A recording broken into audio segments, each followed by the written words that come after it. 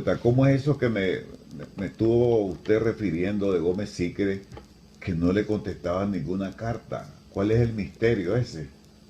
Puta, le voy a explicar bien. Fue un año casi que pasó y yo manda cartas. Y por favor, como era tan delicado de carácter Gómez Sigre, tan susceptible y bravo a veces, dije, está bravo conmigo por algún cuento y otro pintor. Entonces le digo, bueno, por favor, contéstame o es la última vez que te escribo. Entonces recibo una carta del sobrino de él. Omar, yo soy el sobrino que me conoce bien, Octavio, no sé cómo se llama. Te digo que mi tío murió hace un año y entonces lo siento mucho en decirte esto, pero me ha escrito un montón de cartas. Entonces yo le escribo una carta, eso es una grosería de tu parte, no solo eso, inmoral, que me estés hablándole a un muerto y porque no me lo avisaste antes y no seguir escribiéndole cartas, hasta ya regañando a Gómez Sicre, yo pues reclamándole. Es que yo quería coleccionar tus cartas, me dice. Bueno, pues muy mal hiciste, le digo, entonces hasta aquí llegamos, si no te preocupes, no, si no estoy bravo contigo, le digo yo. Bueno, y ese es el misterio. ¿No tenés ninguna referencia de esa correspondencia que tenía con Gómez Sicre? Si casualmente tengo una carta en que menciona a Armando Morales casualmente y da opinión de Armando, que es muy importante esa carta por el objeto de nuestro Armando Morales. 25 de marzo 1978, Washington, D.C., USA. Omar de León, gran pintor de corazón y de ideas. Tu carta por expreso llegó hace 2 días. Es enorme la satisfacción que me han dado las diapositivas. Cuando veo una pintura que me toca profundamente, siento una inquietud interna, rara. Es algo así como si yo la hubiera ejecutado y me da una gana tremenda de tenerla. En este caso están las 6 telas que me das a conocer. Creo que de tan hondo que me calan, empiezo a sentir envidia de no ser yo el autor, de carecer de talento para darlas como mías. En fin, esos sentimientos en controversia se me producen solo pocas veces, solo cuando algo me conmueve. En esta ocasión me has calado hondo. Creo que lo que estás haciendo es un camino de pureza que tiene solo 2 escalones por encima de ti, Morandi y, en un después casi inacible, Piero della Francesca. Ese es el linaje de tu nueva labor y lo voy a decir.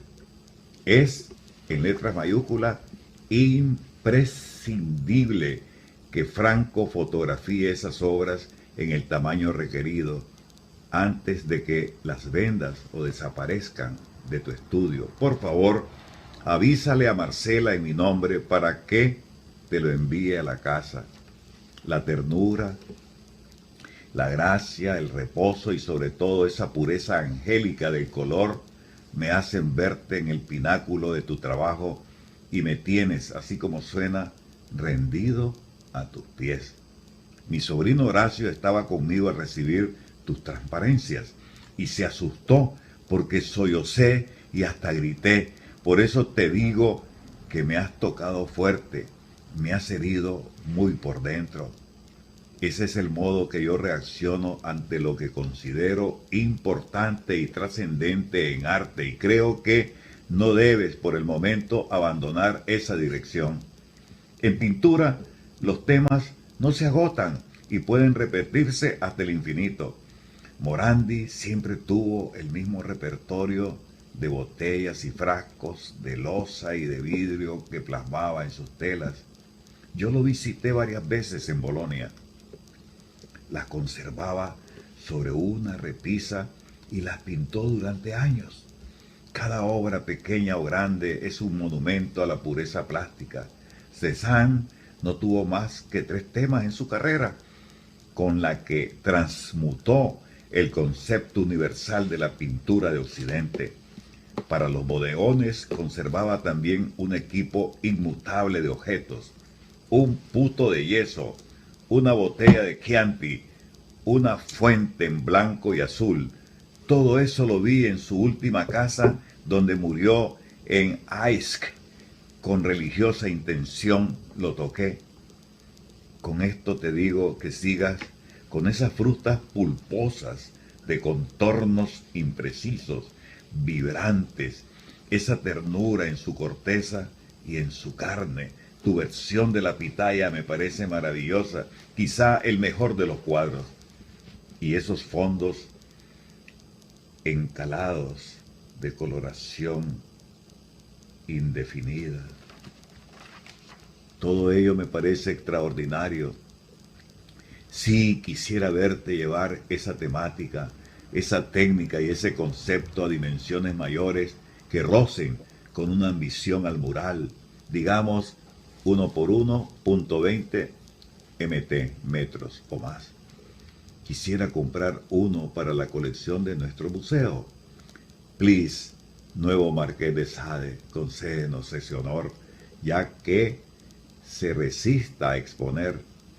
Puedes contar al menos con este admirador desbocado y desenfrenado que quiere tu obra de veras. Por cierto, en estos momentos está aquí pasando el weekend conmigo Armando Morales, a quien he mostrado las diapositivas tuyas y encuentra que es lo mejor de tu carrera y que me dice lo considera pintura de alta calidad. Ahora vuelvo a otra cosa. El dibujo solicitado en uno de los dos tamaños de papel, 20 por 30 o 30 por 40 pulgadas, ¿podré contar con él? Lo espero, en un rollo de cartón por aéreo certificado. Eso es todo. Tiene que haber un Dios por los cielos que solo se ocupe de bendecir a los pintores que no solo sepan pintar, sino que tengan algo profundo que decir. Pues bien, a ese le voy a rogar que se ocupe de Omar de Sade, que en Nicaragua está pintando como podrían hacerlo los ángeles si se ocuparan de pensar. Recibe un gran abrazo por todo eso que has hecho y por lo que seguramente vas a hacer. José Gómez Sicre, director del Museo de Arte Moderno de América Latina, Washington, D.C. Qué linda carta, poeta. Y sobre todo lo que expresa de Armando. De Armando también. Sí. Y lo que expresa Armando de ti. Exactamente. Quiero decir algo más de Armando. Cuando Armando se cayó y que sufrió la caída, yo lo sentí muchísimo, porque él no merecía eso. Ni mucho menos todo lo que sufrió después de la cosa, ¿verdad? No te imaginas vos cómo lo sentí yo, Armando. Sobre todo, me ponía en sus zapatos. Si me hubiera pasado eso, es terrible, es un destino que este genio no lo merecía, como es Armando Morales. Sí. Y te digo una cosa, no solo gloria a Nicaragua, es gloria global. Uno pinta para uno mismo primero.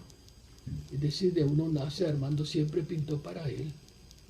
Y después la enorme responsabilidad y seriedad que tenía en el trabajo, Armando.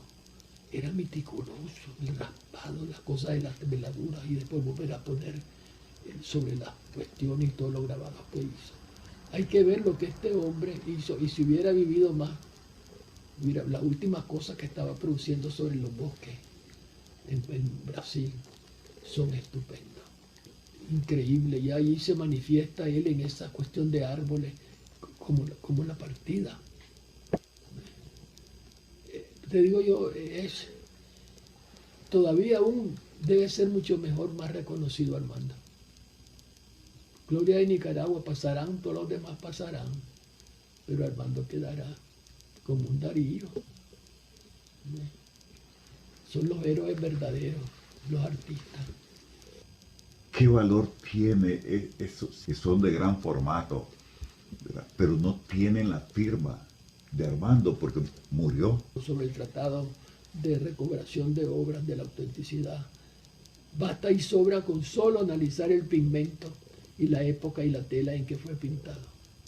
Y se reconoce inmediatamente pues el raspado de Morales, no se puede escapar de eso. Todos los materiales, la tela, toditito, la madera, aún la madera, y probablemente hasta las huellas digitales están impresas donde pintaba en el marco en algún lado. Usted me contó una vez, además de su firma en los cuadros, tiene cosas muy personales suyas revueltas ahí con el óleo. Con el óleo. Y yo pongo firmas en las capas que voy haciendo para que mañana que tomen ultravioleta queden.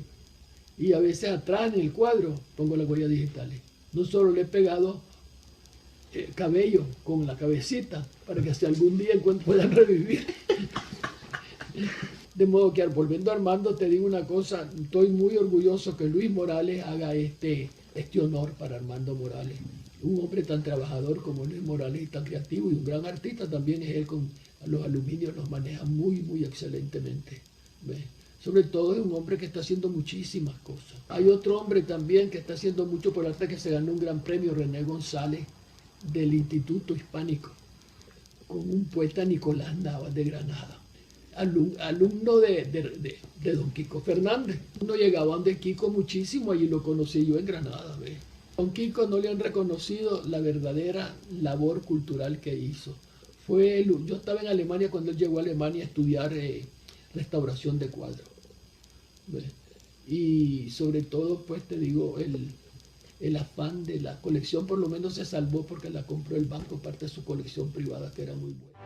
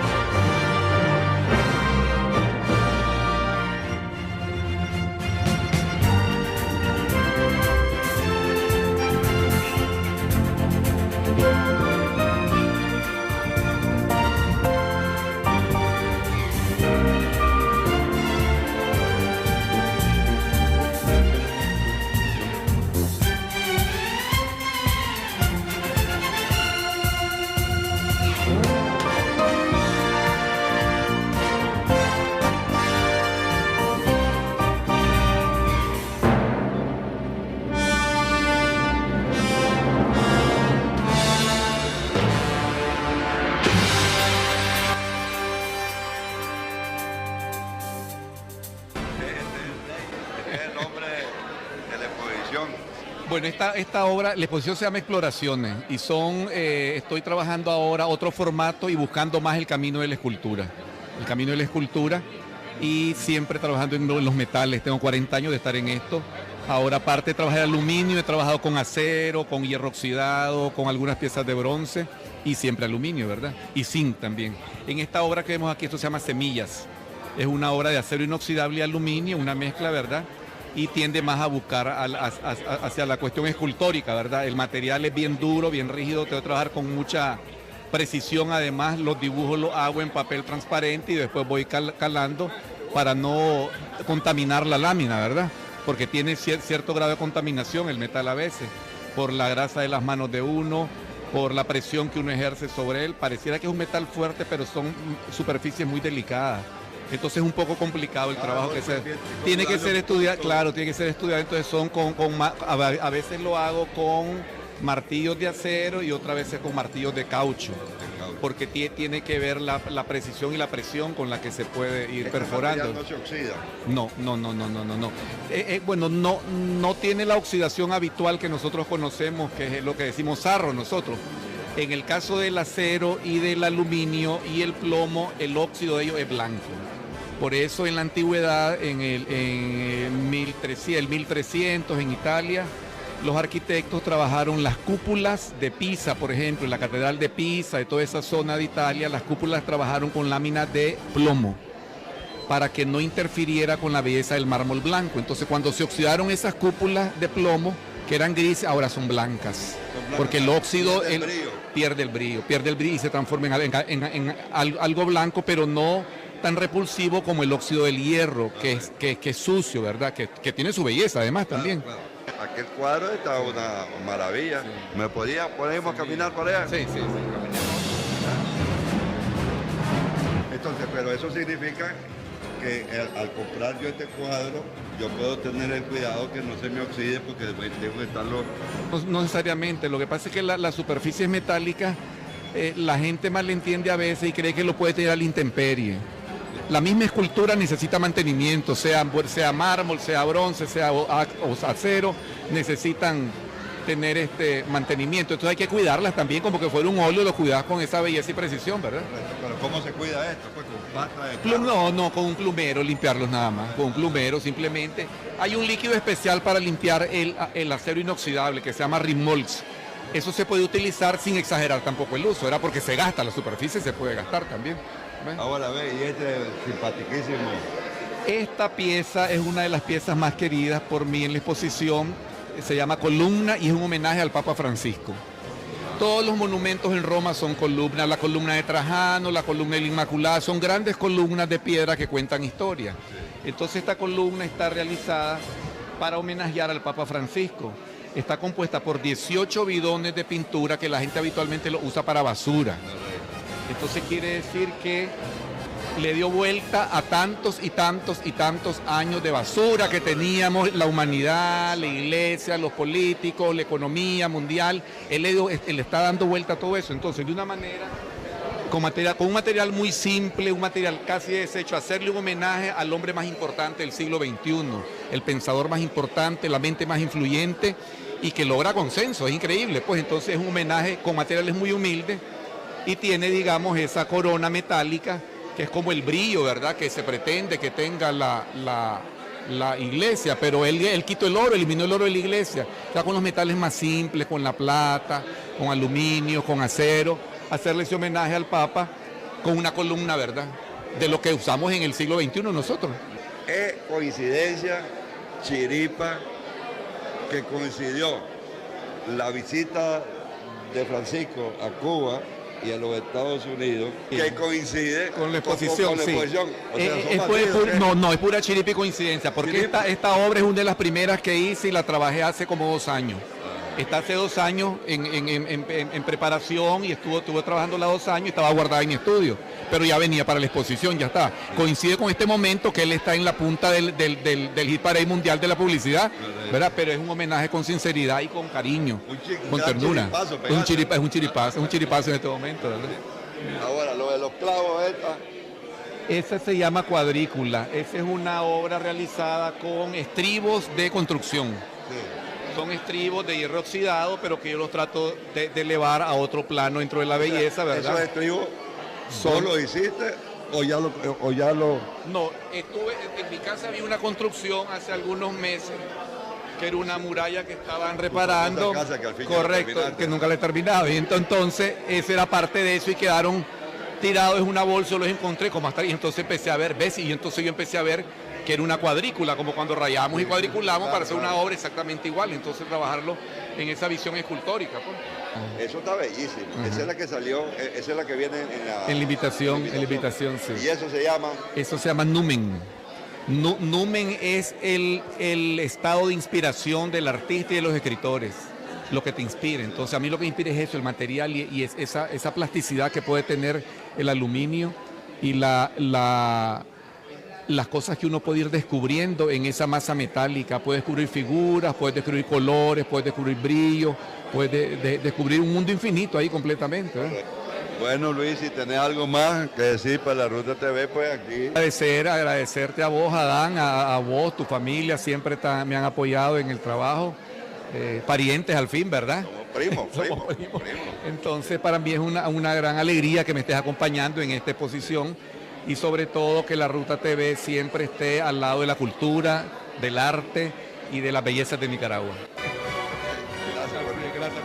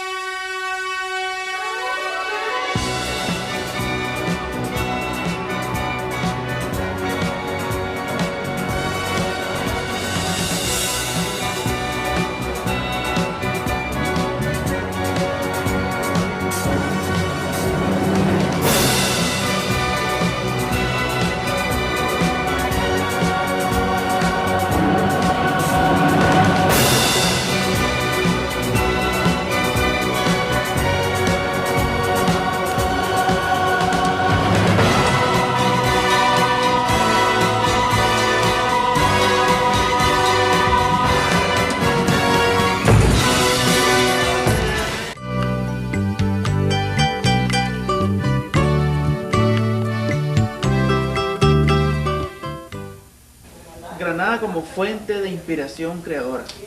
Sabemos pues, ya vimos las características geográficas, históricas, pero de Granada ha producido algunos de nuestros mejores artistas, pues digamos, poetas, pintores, en un movimiento de vanguardia que usted señalaba.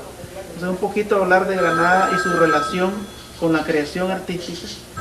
Sí, quería precisamente completar el comentario que te he hecho sobre Granada, sobre el aspecto cultural, que yo lo juzgo como el más importante de todo, porque en el orden del desarrollo de la cultura política, Granada ha dado escritores que tuvieron mucha fuerza en el momento de la independencia, mucha fuerza en la creación del periodo más pacífico y emprendedor que ha tenido Nicaragua, que es el de los 30 años.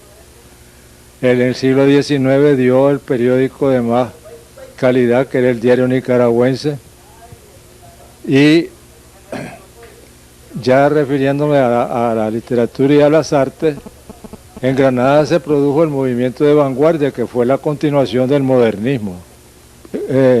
Movimiento que nosotros encarnamos en la Torre de la Merced, porque ahí nos reuníamos para leer, traducir, hacer nuestros manifiestos y producir impacto en una cultura que estaba un poco adormecida. Eran granadinos todos los que comenzamos, excepto Manolo Cuadra, que era granadino la mitad y la otra mitad masaya, y Luis Alberto Cabrales, que era chinandegano. De allí Coronel Urtecho, Joaquín Paso y yo, Octavio Rocha también, éramos granadinos.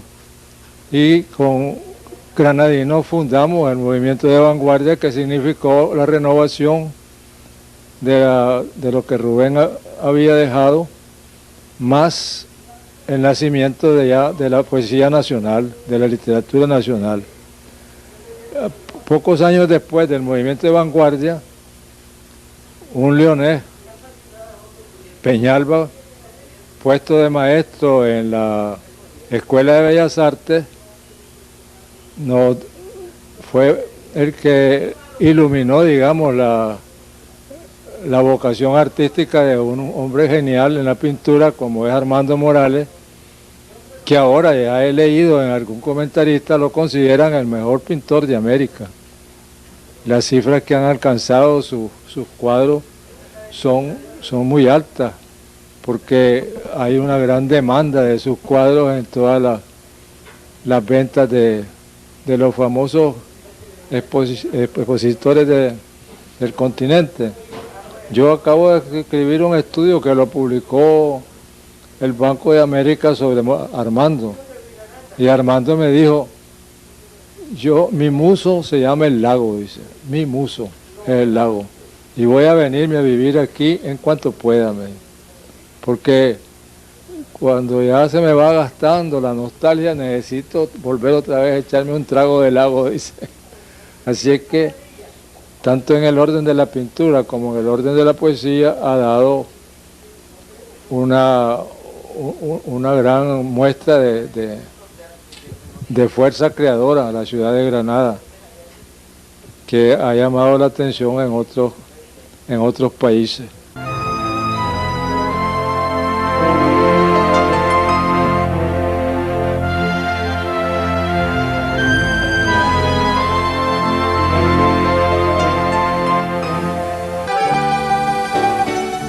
Pablo Antonio Cuadra siempre tuvo la inquietud de la fecha real de la fundación de Granada.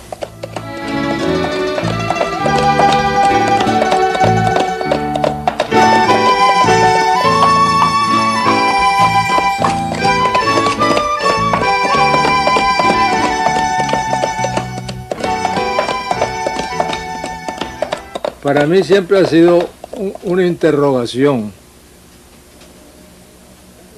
porque primero no se sabe bien el año en que fue fundada.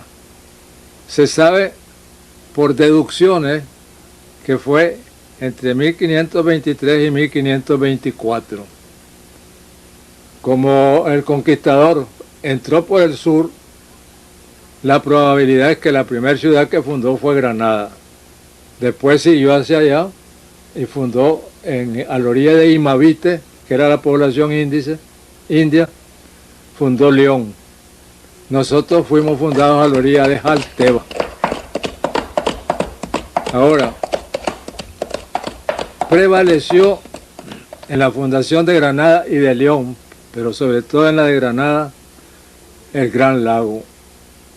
Ellos vieron un mar dulce y dedujeron por la dulzura de las aguas que debía de tener alguna salida, algún desangre le llamaban los españoles.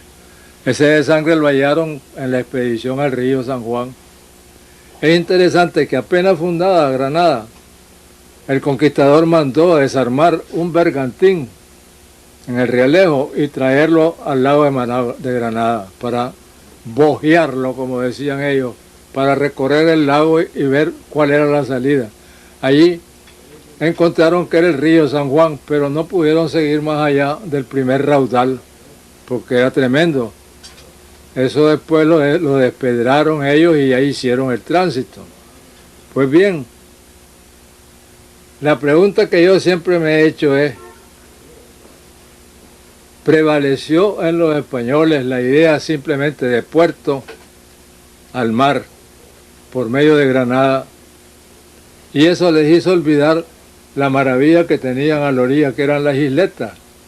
Porque si España ha tenido un poco de visión no perentoria, funcional, inmediata, sino artística, estoy seguro que hubiera hecho la Granada en las isletas. Es decir, poner ahí sus templos, poner ahí sus casas con puentes, todo eso era más caro, encarecía la cosa. Y era el comienzo de la conquista y por lo tanto no había dinero. Uno ve en el documento de fundación que Hernández de Córdoba y otros cronistas que vinieron después dicen que Granada era una ciudad muy hermosa, muy fresca, muy aireada, la más fresca de la Nicaragua del Pacífico. Pero con 200 vecinos y con un hermoso templo. No sabemos bien cuál fue ese primer hermoso templo. Se cree que fue la parroquia, porque no iban a ser San Francisco, que ya fue hecha un poco fuera del corazón, que fue lo que se hizo.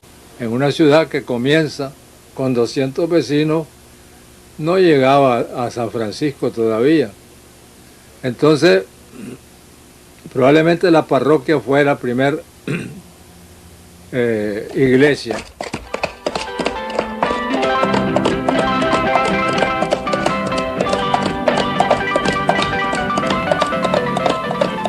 Pablo Antonio Cuadra afirma que Granada es la suma de un montón de sueños frustrados.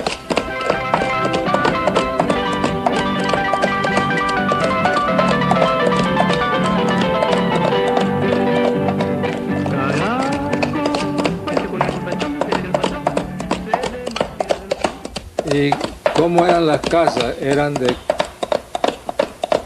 piedra, de cal y canto, con techo pajizo, dice. Poco a poco fueron dándose cuenta de la calidad que había para ciertas tierras para hacer teja y empezaron a hacer las casas de teja. Ya al siguiente siglo ya Granada tenía un aspecto distinto, de tal modo que todos los cronistas, incluso el francés Gage, que era enemigo de los españoles, se quedó admirado de Granada por la suntuosidad de sus casas y por los objetos de arte con que la adornaban. Eso fue cuando vino aquí Gage, que era un dominico que botó los hábitos y que se puso al servicio de los enemigos de España. Así es que Granada, por eso le dije yo que era la suma de un montón de sueños frustrados de tener la gran ciudad, ¿no? La ciudad que iba a ser el puerto de América. Se lo destruían, se la volvían a destruir. Aquí vino Davis, vino el Pardillo, vino, bueno, todos los grandes piratas pasaron por Granada haciendo destrozos. Uno de ellos, cuando se tomó Ometepe y vio Granada, dijo que daba por bien, valoraba en una botija de vino todo lo que había conquistado y conocido por esto que acababa de conquistar. Pero lo rechazaron los granadinos y lo vencieron. De allí viene que en Granada haya tanta leyenda de entierros que son verdaderos. Yo conocí a un barbero en Granada que vivía por la calzada, alquilaba la casa y un día se le llenó el consumidero, porque entonces todavía no había, y mandó a traer unos albañiles. Cuando estaban rompiendo para componer, salió una enorme olla. Entonces él, con mucha habilidad de granadino, le dijo a los albañiles: miren muchachos, me acabo de recibir una noticia de que está muy enferma mi esposa, así es que dejen eso y mañana vamos a seguir. Apenas se fueron, agarró la barra y sacó y se encontró un enorme tesoro eclesiástico, y ahí le vino la duda. Y por eso se supo el cuento, porque eran montones de cálices y custodias y cosas que él, como católico, no se sintió con derecho a cogerla, pero si hubiera vuelto millonario, si lo ha agarrado, ¿no? Parece que el padre, cuando llegó con eso, le regaló unas patenas de oro para que las vendiera. Pero ese cuento es de mi tiempo, figúrate las que habrán pasado antes, porque la gente en el terror de que tocaban arrebato, la palabra arrebato ahí nace en la iglesia, ¿no? Entonces toda la población tenía obligación de irse a un sitio que ya lo tenía previsto, con su rifle, su mosquete, a esperar al pirata y a volar balas. Entonces tocaban arrebato, a las mujeres las metían en los traspatios bien ocultas porque se robaban a las mujeres. Y luego venía la batalla. Con frecuencia los piratas avanzaban en cierta dirección, hacia una iglesia o hacia unas casas que ya las habían estudiado, las saqueaban, las quemaban y se retiraban. Dejaban mucha gente muerta porque el granadino ya había aprendido también el arte de la defensa. Pero esa fue la vida de Granada hasta Walker, ¿no?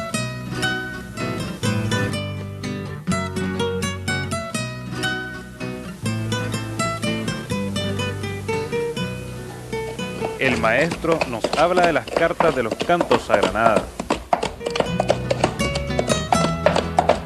Hoy se abrieron miles flores cuando entraste a mi vida. La noticia transmitida la hizo un joven ruiseñor. Walker, yo tengo cartas de mi familia que huyó a Chontales cuando le pegó fuego y empiezan a reanudar la vida ciudadana y le dicen a ese tío, don Pedro Rafael, la hermana, que se venga, que ya la ciudad está renaciendo de sus cenizas, que en la noche en los escombros tienen tocaderas de guitarra, que venga a alegrar a la ciudad que está tristísima. Y esa ha sido pues la historia de esa sirena malferida que ha sido Granada, o la Troya, nuestra triste Troya, dice el obispo.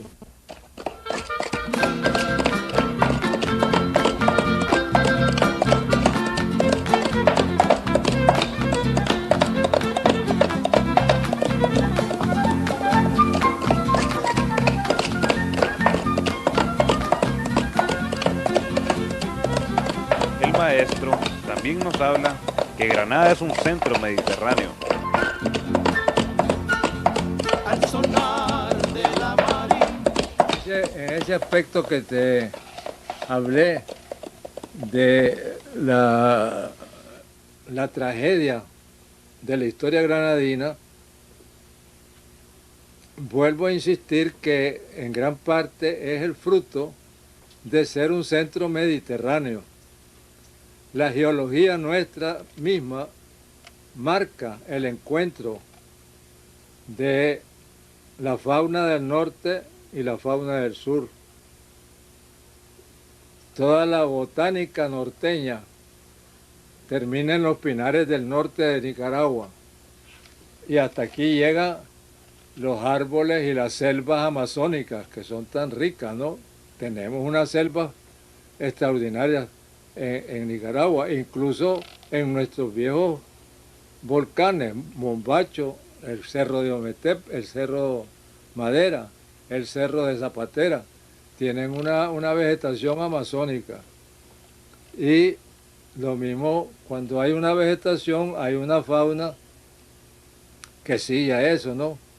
Y se suma a esto las razas humanas. Nosotros tenemos influencias chibchas de Colombia, influencias preincaicas del Perú, las influencias mexicanas enormes, casi todas nuestras culturas altas de Nicaragua vienen del norte, pero se encuentran con las sureñas, se funden muchos elementos culturales y enriquecen las culturas nuestras. Así es que en ese sentido la geología influye en la historia de Nicaragua, y en la historia de Nicaragua la capital geográfica en ese sentido era Granada, por ser el puerto que nos unía. Había un dibujo que me lo dio Mejía Sánchez, que lo trajo de España, que decía que Granada era el puerto no recuerdo cómo le llamaban, como diciendo el puerto que va hacia el sur, ¿no? Hacia toda la América del Sur. Aquí se surtían muchísimas naves para seguir el viaje, cruzar el estrecho de Magallanes y seguir pues no había otra forma, ¿no? Era larguísima. Te decía también que tenía, por recuerdos de familia, dos documentos que te quería enseñar a propósito de la Fundación de Granada. Uno es el primer documento escrito en castellano en Nicaragua, que es el de la toma de posesión del lago de Nicaragua. Entró con su caballo, el conquistador, y el caballo le indicó que era agua dulce, ¿no? Porque se puso a beber agua. Entonces, con mayor razón, hizo todos los símbolos de la toma de posesión, cogió agua, la volteó al norte, al sur, al oeste, en nombre del rey, y después los notarios de la expedición hicieron este documento, que es el primero que se escribe en Nicaragua, tomando posesión del lago Cocobolca, como le dicen los cronistas. Y después, el otro documento que tengo, que es tomado del archivo de India, son 5 o 6 páginas, la lista de los que venían en la expedición que descubrió Granada y que después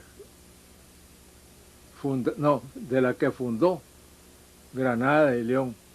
Esos dos documentos gráficos son muy bonitos porque le dan el sabor de antigüedad pues a Granada, que tiene apenas 4 siglos y medio, pero ya tiene una historia hermosa y un destino, esperamos, como todas las ciudades de Nicaragua, un destino que está apenas cargándose, ¿no? ¿Qué era Grecia en su quinto siglo? Era una cosa que comenzaba. Nosotros también tenemos un destino muy grande, y si vemos el desarrollo de la cultura de Nicaragua, ese destino queda más profundamente marcado. Después de que un país ha dado un Rubén Darío, su cultura ya es una cultura universalista, y eso tiene Nicaragua. Lo que no podemos es descuidar ese destino y estar haciendo unas políticas bajas que nos lleven a la matanza o al descuido de la cultura, a la barbarie, sino al contrario. Tener siempre en mente que Nicaragua está destinada a ser un país señero en el continente y por lo tanto procurar hacer grande a Nicaragua como le corresponde.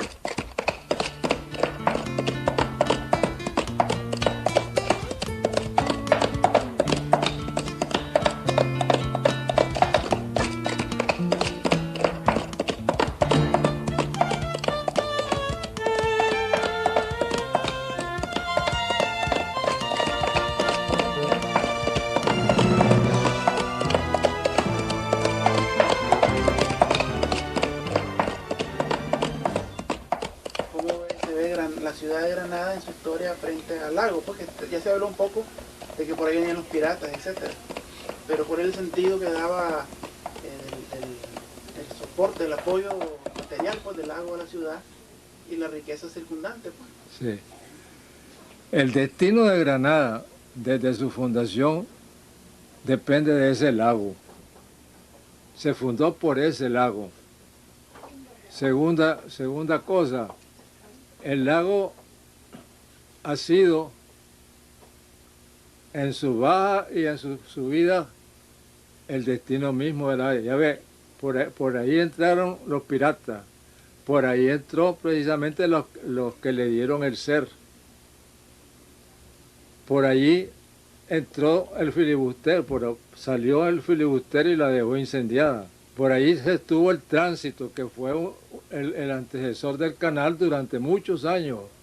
Una gran empresa millonaria, la de Vanderbilt, tenía ese negocio.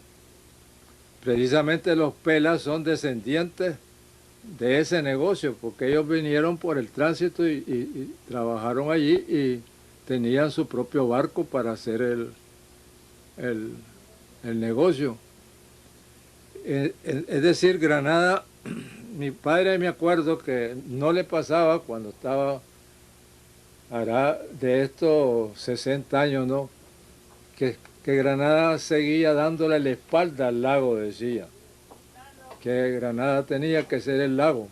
Y en realidad hasta ahora, con la cosa turística, ha vuelto otra vez a venir la idea de la cercanía del lago. Granada había dado un poco la espalda al lago porque como se le acabó el tránsito y se le acabaron sus ilusiones canaleras, como que se resintió con su hermano gemelo, que era el lago, ¿no? Ahora, el lago tiene también un tesoro de belleza para Granada, que son las isletas, la pesca, la cercanía de las otras islas, como Zapatera, que está por hacerse el turismo con Zapatera. Zapatera es una isla llena de misterios, porque era la isla cementerio de la cultura chorotega. Y eso no lo han explotado todavía. Luego está Ometepe, que sí, ya empezó con esta especialidad de Ometepe. Que Ometepe es realmente el signo primero, la profecía misma del nicaragüense. Tanto los chorotegas como los nahuas, cuando salieron huyendo de los olmecas, de la dictadura olmeca, sus alfaquíes, es decir, sus sacerdotes, les pronosticaron que bajaran a detenerse en un gran lago que tenía una isla con 2 volcanes, Ometepec. Y eso es, pues, como quien dice, el símbolo de Nicaragua, el símbolo por el cual los indios de las 2 altas culturas reconocieron que aquí debía de ser su sitio, era por esa isla con 2 volcanes.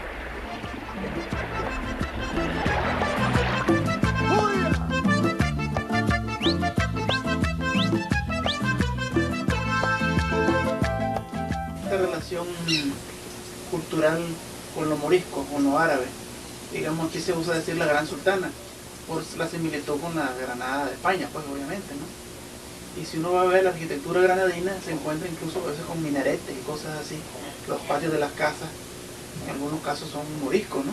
Sí, la arquitectura de Granada, la de Granada, no es muy andaluza solamente, sí mediterránea. Es decir, vinieron arquitectos italianos después de la destrucción de Granada. Y por ejemplo, la plaza que ahora llaman de la Casa de los Leones, esa plazuela la encontrás en ciertas islas y ciudades de Italia y del Mediterráneo. Ya hay una mezcla de lo andaluz con lo europeo, pues digamos, de la costa azul y de todo eso.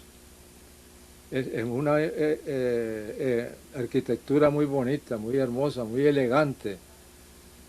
Pero la primitiva Granada todavía está. Por ejemplo, hay unas calles torcidas, que las hacían torcidas el profeso, para poder en las esquinas esperar a los piratas. Esas calles torcidas de Granada son hechas estratégicamente. Esas calles tienen todavía la arquitectura andaluza, primitiva. A mí me decía aquí un agregado cultural que tuvo la embajada, que era andaluz. Pero si yo me siento en Andalucía, me dice, apenas entro a Granada. Claro, en los barrios y en los lugares más antiguos que no entró la arquitectura italiana, que ya vino a hacer una cosa original de Granada, era completamente andaluza. Pero los interiores sí mantuvieron el estilo andaluz, el patio, el corredor, el tipo muy simple de pilarcitos con mochetas, ¿no? Y con arcos. Todo eso es de la arquitectura andaluza, mozárabe. Pablo Antonio Cuadra también nos cuenta que Cristóbal Colón, a como usted lo oye, era pinche.